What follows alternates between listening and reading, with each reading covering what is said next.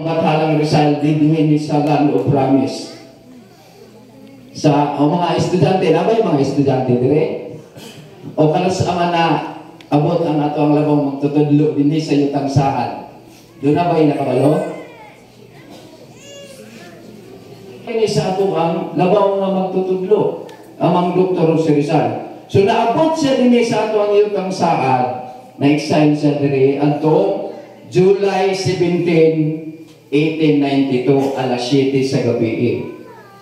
O, July 17, 1892, alas 7 sa gabi.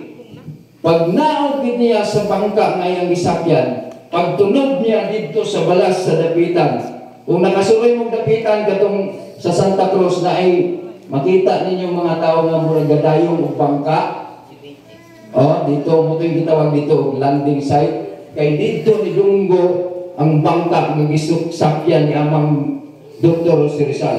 Pag naog niya sa bangka, pagtunog niya sa balas sa dapitan, dito niya gibumat, Mindanao is the land of promise.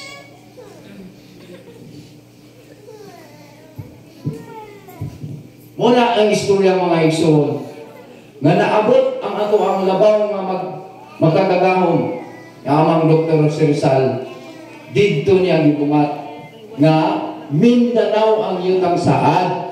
Mao nga bulahan kita nga kini di ay Mindanao mao ang yutang saad. Mao nga sa amuang titulo nga gitawag og Sinuguan Maharlikan Empire.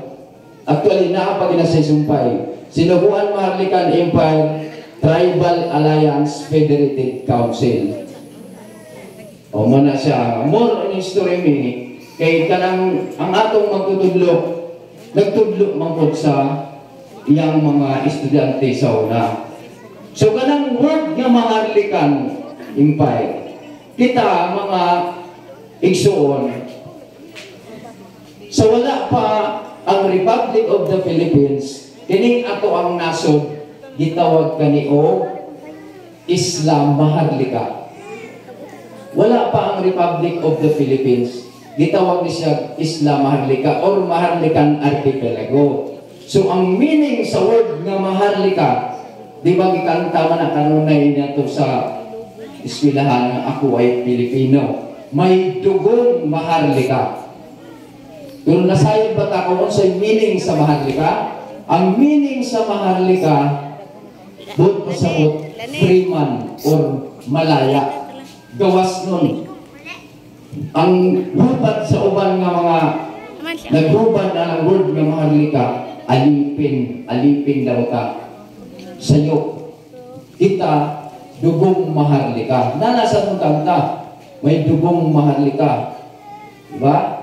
Ang Maharlika di ay ang word nga Maharlika, ang meaning ana is freeman or independence. Mga dili ka ulipon. Sa unang panahon, kitang kanang Isla Maharlika sa una, dili pa lang sa ato ang kapuluan. Doon na tayo mga pulo na mga kakingdom sa una.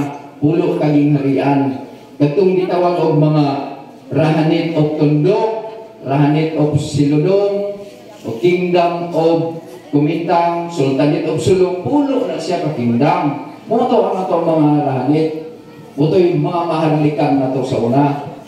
Pero nawala na ang mga Maharlikan na to, atong mga ancient Maharlikan warrior na to na atong June 3, 1571. So, disunod na dahil na take over na nila ni Legazpi ang Luzon, mga kaning Isla Maharlika, di patituluhan dahil nila og Sir Juan Daspor, di pangalan kay King Philip nga mo'y hari sa Espanya.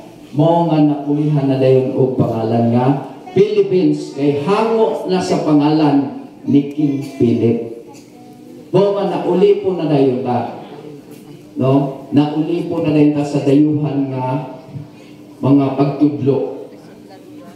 Mo nga nawala na ang Isla Maharlika. Napulihan na ta og Philippines kay hango na sa pangalan